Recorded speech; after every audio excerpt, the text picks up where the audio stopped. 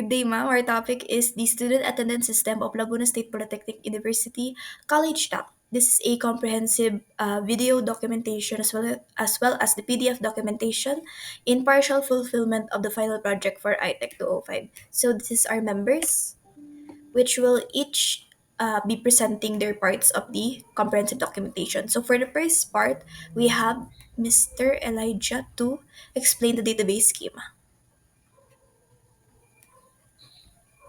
Okay, I'm in charge of the schema. Now let's begin. First, we have the students table. This table is used to store the information about the students. For the columns, we have the student ID, which is a unique identifier for each student. Next, we have the first name, which is the first name of the student. Last name, the last name of the student. Section, the section to which the student belongs to. Course, the course in which the student belongs to. Next, we have the teachers table. This table is used to store information about the teachers. Here are the columns. For the teacher ID int, this is the unique identifier for each teacher. Email, this is the email address of the teacher. Password of the teacher. Deletion password, password for deletion operations. Update password, password for update operations. And last, the student ID int. This is to reference the student ID in the students table, which suggests that there is a relationship between the teacher and the students. Lastly, we have the attendance log. This table is used to log the attendance. Here are the columns. Log ID int. Unique identifier for each attendance log entry. Teacher ID int. A reference to the teacher ID in the teachers table, which links the attendance log to a specific teacher. Student ID. Reference to the student ID in the students table, which reference the specific student. Next, we have the subject for which the students is being logged. Next, the date of the attendance, status, the status of the student's attendance, for example, present, late, or absent. Lastly, we have the time at which the Time. attendance was recorded. The relationships between these tables are established using foreign key constraints. The teacher's table has a foreign key referencing the student's table, indicating that there is a relationship between the teachers and the students. Similarly, the attendance log table has foreign keys referencing both the students and the teachers' tables, creating relationships with both students and teachers. Next, we will discuss the functionality descriptions.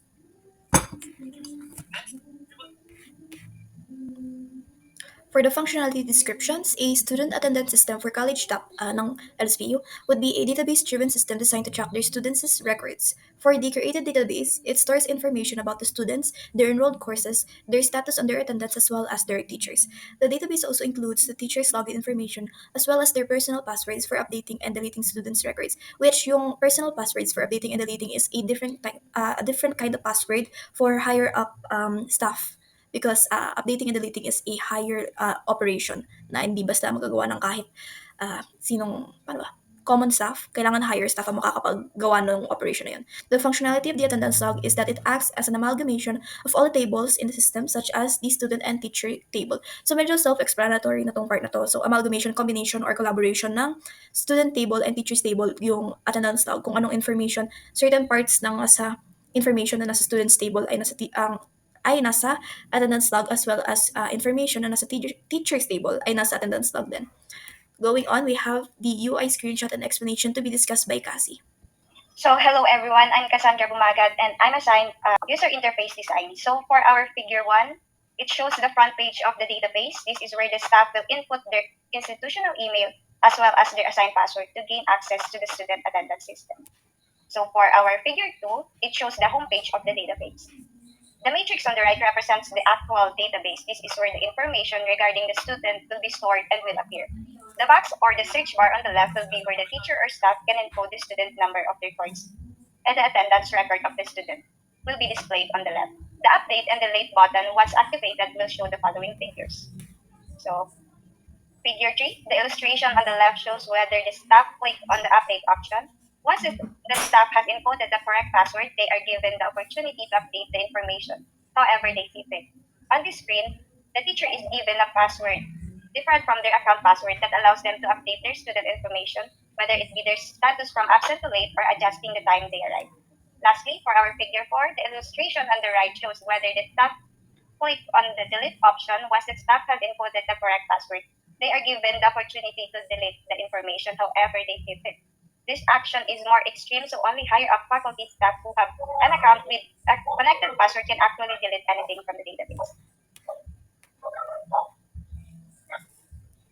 So next presenter will be Jean discussing sample queries screenshots. For the sample queries and screenshots, include ko lang sa first part yung pag-create ng database mismo. So dito makikita mo yung nilagay namin sa table ng students, yung members, and then yung student ID namin, as well as yung section namin. And then ito lang yung ni-discuss kanina sa schema, ito pag-create ng table ng students, teachers, ito yung i-input na ng values, ito yung mga teachers, ayan, with the teacher ID, email, password. Password ay different again from deletion password and update password. These are the tables na nagawa sa overall ang tawag dito sa app na to. MySQL Workbench. Ito yung student, ito yung sa teachers, and ito yung attendance log.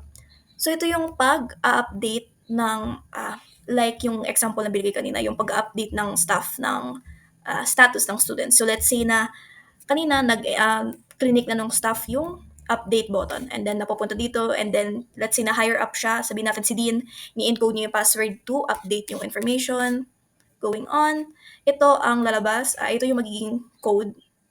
So yung set status, late, yung student ID, so whoever yung student ito, ang magiging status niya ay magbabago. So shows stop updating the status of a student. So next, we have the design process assumptions as well as the security measures to be discussed by Roxanne. Design process assumption. The assumption the group had during the design process were only the school teachers and staff members who have been granted authorization to access it can enter. Faculty members or someone else in charge of the attendance records typically keep the records. Mobile device optimization and responsiveness are essentials for the user interface. We assume clear choices for recording attendance like buttons or checkboxes should be included in the UI so that students may quickly indicate whether they are there or not. To ensure accurate and current information, we assume that the user interface should offer real-time updates to reflect changes in the attendance status. We are expecting that the interface may have tools for informing students about impending events or classes and reminding them to record their attendance. Data security and privacy should be given top priority in the user interface, and suitable safeguards should be put in place to safeguard students' data. We expect that the user interface will have simple navigation that makes it simple for students to locate and use the attendance feature. For security measures, the security measures the group implemented were user authentication. To implement a secure login system that requires unique credentials, such as username and password, for each user. This helped ensure that only authorized individuals can access the attendance system. Encryption. Apply encryption techniques to protect data transmission between the user interface and the server. This helps prevent unauthorized interception and ensures data confidentiality. Secure data. Store attendance data in a secure and encrypted database. Regularly, back up the data and implement measures to prevent unauthorized access or data breaches. Audit logins. Maintain detailed logs or user activities, including login attempts, data modifications, and system access. These logs can help identify any suspicious or unauthorized activities. And for the last part, so dito naman po sa band chart, is yung mga parts po namin complete our presentation. Una po is yung database schema, functionality description, na part po ni Elijah at ni Jean, na natapos nitong December 17. Next po is yung UI screenshot and explanation, na part naman po ni Kasandra na natapos nitong December 18. Sample queries screenshot, na part naman po ni Jean na natapos noong December 17. Assumptions with the design process, na kay Roxanne naman po. At security measures, na kay Roxanne din po, na parehas natapos noong December 18. At para naman po sa last is yung Gantt chart, time documentation. Is para sa akin naman po na natapos nitong December 19. And that's our presentation about the student attendance system of Laguna State Polytechnic University